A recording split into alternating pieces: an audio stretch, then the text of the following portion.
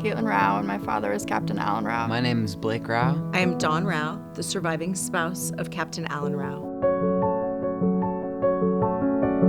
My mom got on an airplane and she was seated next to him, and he was in uniform coming back from the Persian Gulf War, and they struck up a conversation, exchanged phone numbers and addresses, and became pen pals. And they became very good friends. And then after I graduated from grad school and came back, he and I met. Our first date was the Marine Corps Ball in Boise, Idaho. I remember meeting a lot of wild young Marines that ended up dancing on tables and having a fantastic time, and it was really a great night.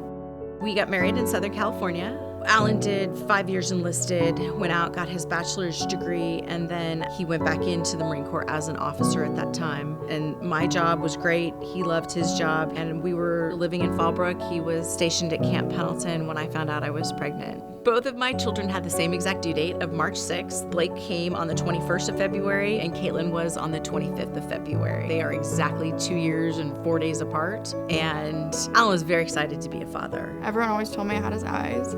That has always been a connection that we both had, and my brother has that as well. One of my most vivid memories of my father would be off-roading in the Bronco. His truck obsession was really old trucks, old Broncos. Tear them apart, rebuild engines, transmissions, and put them back together. He spent all of his time driving, off-roading, or working on his Broncos and fixing things and breaking things just to fix them again. In between those deployments, his choices were always to spend time with the kids, mainly camping and off-roading. If you're just joining us, the breaking story that we're following out of New York City. Planes within the 18 minutes of each other. During 9/11, when the attack first happened, we were stationed at Coronado, and it was an early morning for us. Caitlin was a newborn. He was glad he was still on active duty, and they were thrilled to get back out and deploy to protect and defend their country. A conversation he and I had shortly before he deployed about taking care of my mom and my sister and being the man of the house. I have a memory of him pulling my brother and I aside behind our house and just kind of saying goodbye.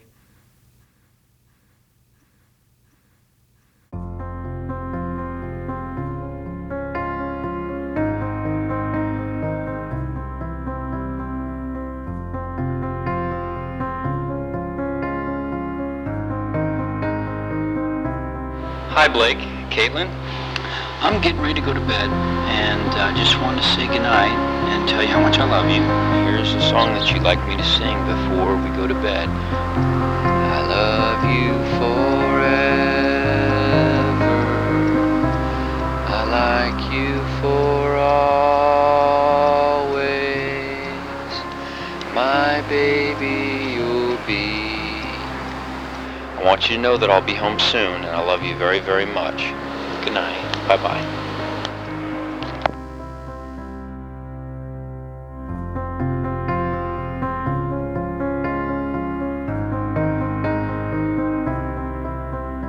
When that knock came at my door, it's very surreal what occurs and what goes through your head. Blake had been in school for 3 days. Caitlin had been to preschool 2 days. I told him, look up at the clouds. There were some cool tracks in the clouds. And that was our dad four-wheeling in heaven. And for Caitlin, who was 3.5, she would wake up every morning and ask me when Daddy was coming back from heaven. So it was probably 3 or 4 weeks after he was killed before it really registered with Caitlin, the permanency of death.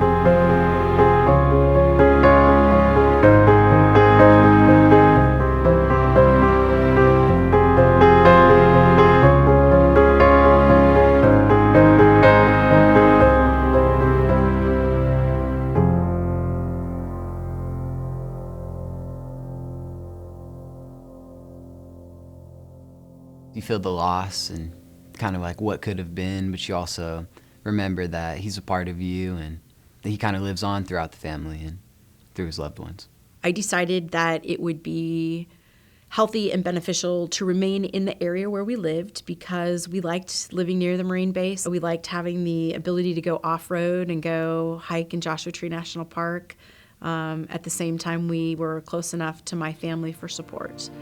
Blake was an avid reader, loved to read, very intellectual. Caitlin was very inquisitive. She had the mind that was always observing and watching. High school was the time probably that both kids struggled to figure out where they were going, who they were, processing their dad's death. We went and did grief counseling when they were younger. Children at different developmental ages process the grief and the loss again, and that you have to continually go through that. My brother and I are always the primary focus of her life at the time. It really hasn't set in until adulthood about how much she gave up and dedicated to us just so we could be successful and enjoy our lives.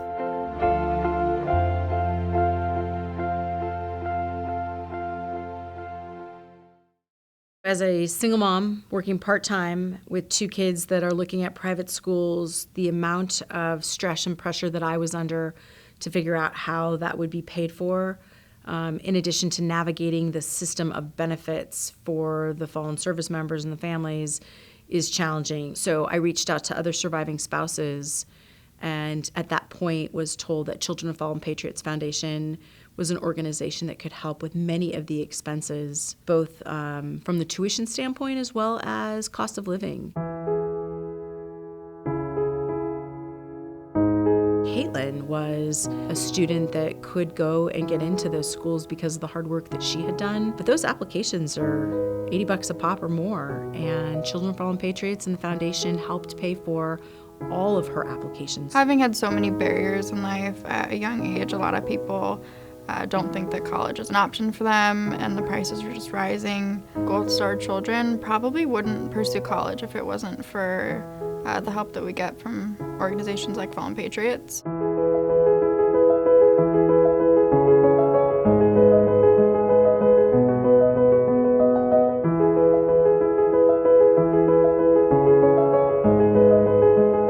She's in a top engineering school right now in the United States. The foundation made that possible. Without them, we would not be there at all. Children of Fallen Patriots have sought out opportunities that I didn't even ask for. They got a group of Gold Star children together in Atlanta for a symposium that taught us about the sports industry. You're sitting with a group of people that fully understands what you've gone through, and giving me the opportunity to speak in front of Pepsi corporate and build those skills. They always have me in the back of their mind. Cynthia is someone I could call any time of the day, and it feels like I'm speaking to a friend or someone I've known for years. And the staff are a lot of previous scholarship recipients or people in the military, and anyone I've spoken to on the staff also just makes me feel like I'm at home. That definitely sets them apart from everyone else.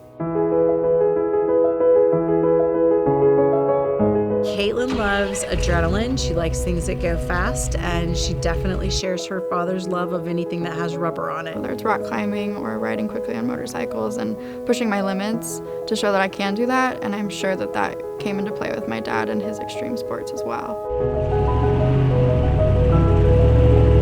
My dad used to take us as a family off-roading in the Bronco. We still have the same vehicles that he worked on at one point. Off-roading in the Bronco, a very nice way to connect with him, even though he's not here.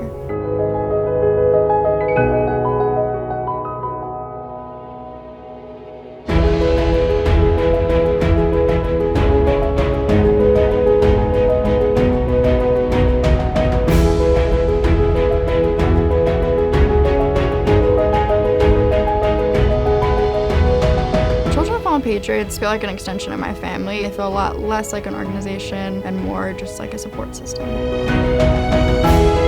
want to thank Children of Fallen Patriots and all of the donors. Incredibly thankful. With your help and your partnership, it was possible. For making my college education possible and assisting other Gold Star children like me.